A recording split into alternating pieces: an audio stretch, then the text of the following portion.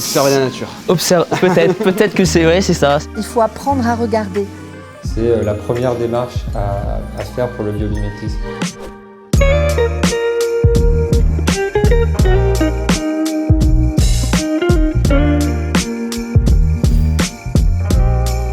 Le biomimétisme, c'est l'accès au savoir par l'observation de la nature en fait. À un moment où on a tendance à considérer la nature comme une ressource au lieu de la voir comme une source d'inspiration.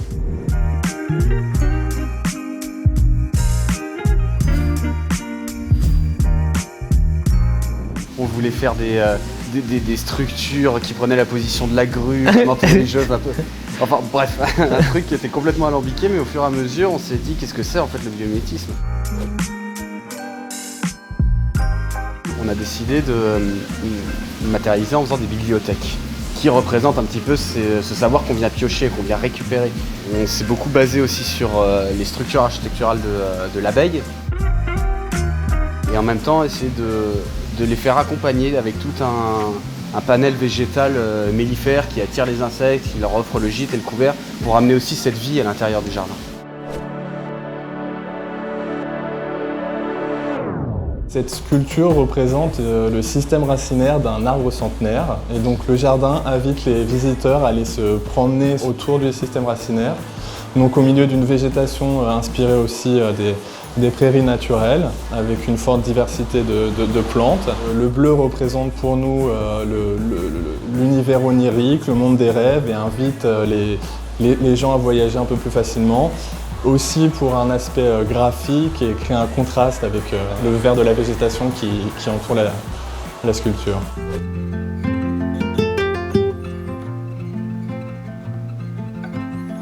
Quand on va rentrer dans notre jardin, on arrive d'abord dans un cocon qui représente un observatoire et on l'a doté de lunettes un peu comme des télescopes qui pointent vers des petits détails du jardin.